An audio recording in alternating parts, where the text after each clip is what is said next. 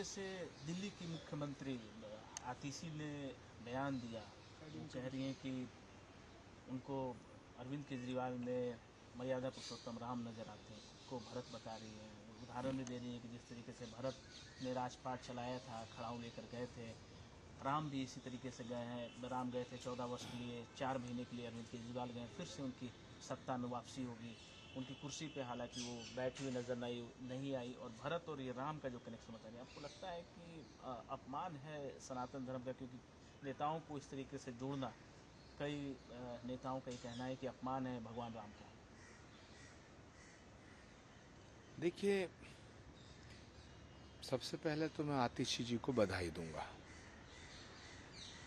कि दिल्ली के मुख्यमंत्री के पद पे वो आसीन हुई हैं। उनको मेरी तरफ से बहुत बहुत शुभकामनाएं। दूसरा प्रश्न है कि उन्हें अरविंद जी में भगवान श्री राम का दर्शन हुआ है। तो हमारे शास्त्रों में लिखा है, तुलसीदास जी ने भी लिखा है, जाकी रही भावना जैसी, प्रभु मूरत देखी तिन तैसी, सिया राम मैं सब जग जानी, करऊं प्रणाम जोर जुग पानी। अब अगर आतिशी जी को अरविंद जी में राम का दर्शन हो रहा है, तो ये तो सनातन की शक्ति है। तो सनातन का मुझे लग रहा है अब राम राज्य वापस आ रहा है, और इसका श्रेय मैं नरेंद्र मोदी जी को देना चाहूंगा। जिधर भी दृष्टि पड़े, जिसकी भी पड़े, मैं पूरे विपक्ष को कहना चाहता हूं कि जैसे आतिशी जी को भगवान राम का दर्शन हो रहा है, ऐसे ही सभी पूरा विपक्ष अयोध्या जाकर के रामलला का दर्शन करे। आतिशी जी प्रेरणा की स्रोत बन जाएं। मैं तो कहना चाहता हूं पूरे विपक्ष को राम का दर्शन होना चाहिए। इससे अच्छा और कोई शुभ समाचार सनातन के लिए और भारत के लिए नहीं हो सकता है। जहां जो मुख्यमंत्री इस्तीफा दे के गए हैं, उनमें जो मुख्यमंत्री कुर्सी पे बैठ रहे हैं, उनमें उनको राम का दर्शन हो रहा है। तो ये तो राम राज्य की शुरुआत है। आपको लगता है कि आतिशी ने जो कहा है अरविंद केजरीवाल को लेकर, वो बिल्कुल सही है? इससे किसी तरीके के सनातन का अपमान नहीं होता है? अरे अपमान नहीं, ये तो सम्मान है। तो सनातन का सम्मान है भाई। हर जगह राम दिखाई दे, सबको राम दिखाई दे, सब में राम दिखाई दे।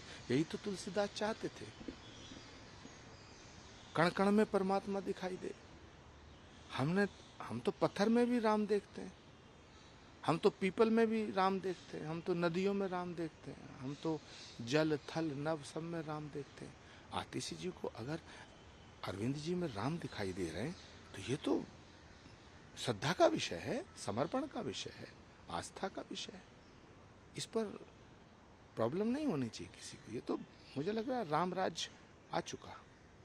एक दूसरा विषय आप लूट रहे हैं, समाजवादी पार्टी कह रही है कि फर्जी इनकाउंटर लगातार हो रहा है। अखिलेश यादव कह रहे हैं प्रदेश को बहुत पीछे धकेल दे रहे हैं यहाँ के मुख्यमंत्री, फिर भविष्य में कोई यहाँ निवेश के लिए नहीं आएगा, इतना पीछे ये छोड़ दे रहे प्रदेश को। हालांकि पीड़ित के जो पिता हैं वो कह रहे हैं कि अखिलेश यादव कहते थे कि राजपूतों का ठाकुरों का इनकाउंटर नहीं हो रहा, तो ठाकुर का भी इनकाउंटर हो गया। देखिए, बच्चा ठाकुर का हो या ब्राह्मण का हो, अगर एनकाउंटर फेक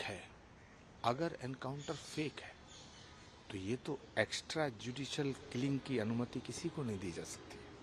लेकिन समाजवादी पार्टी, अखिलेश यादव जी जिस तरह से मंगेश यादव के एनकाउंटर को फेक बता रहे थे, उस तरह अनुज सिंह के एनकाउंटर पे वो उतने नहीं तिलमिला रहे हैं, उतना उन्हें दर्द नहीं हो रहा है। अपराधियों से मुठभेड़ में कभी कभी अपराधी मारे जाते हैं, कभी कभी पुलिस के और हमारे सेना के जवान हमारे वो भी शहीद हो जाते हैं। लेकिन जो असली एनकाउंटर होता है, उसमें अगर मुठभेड़ सच्ची है तो इसकी सराहना होनी चाहिए।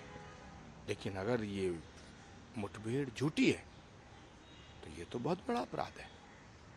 और भारत में एक न्यायपालिका है, भारत में एक लोकतंत्र है, और इस स्वस्थ लोकतंत्र में नरेंद्र मोदी जी ने जो मूल्य और मर्यादा स्थापित की हैं इन 10-11 सालों में, तो इस पर बहुत स्पष्ट, इस विषय को स्पष्ट करने की आवश्यकता है कि एनकाउंटर फेक है तो गलत है, क्योंकि यह हत्या है, और अगर एनकाउंटर सच्चा है तो फिर ठीक है, इसका स्वागत होना चाहिए। लेकिन ये जांच का विषय है। अखिलेश यादव जी विपक्ष के बहुत बड़े नेता हैं। मैं चाहूंगा कि इसको बात को ऊपर तक ले जाएं। देश की जनता जानना चाहती है कि ये एनकाउंटर असली है या नकली है। एक दूसरा सवाल बसपा सुप्रीमो मायावती कह रही है कि कांग्रेस पार्टी से दलित लीडर्स को अपना जो गठबंधन है वो तोड़ देना चाहिए, क्योंकि दलितों के खिलाफ में कांग्रेस पार्टी अंबेडकर साहब के जमाने से रही है। देखिए, कांग्रेस के इतने पाप हैं, कहां तक क्या क्या छोड़ेंगे। पापों की गठरी बहुत भारी हो चुकी है। अब तो प्रायश्चित का भी कोई मार्ग नहीं बचा। और राहुल गांधी जी की जो कांग्रेस है, ये देखने में लगता है खड़गे जी की कांग्रेस है, ये खड़गे जी की कांग्रेस नहीं है। ये जितने भी वर्किंग कमेटी में ऑल इंडिया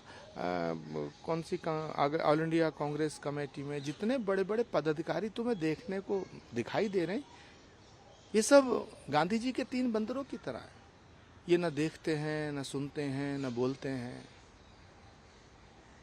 तो कांग्रेस की दुर्दशा होना सुनिश्चित है। कहीं 2-4 सीट जीत जाओ, उसके कई कारण हो सकते हैं। हरियाणा में मुझे नहीं लगता है, शुरुआत में ऐसा लग रहा था कि हरियाणा में कांग्रेस की सरकार बनना सुनिश्चित है, पर अब शैलजा जी का अपमान जो है, मुझे लगता है कि वो भारी पड़ेगा। जिस तरह मैंने बोला था ना चुनाव से पहले, सनातन का श्राप ले डूबा, तो मुझे लगता है हरियाणा में शैलजा का श्राप ले डूबेगा। लगता है कि कुमारी शैलजा को अपमानित किया जा रहा है हरियाणा में, और अगर बीजेपी अगर वो आना चाहती है, फिर मुझे नहीं पता बीजेपी उनसे संपर्क कर रही है, मुझे नहीं पता शैलजा जी बीजेपी से संपर्क कर रही हैं।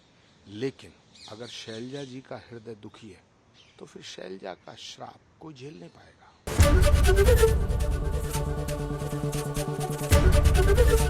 एबीपी गंगा, खबर आपकी, जुबान आपकी।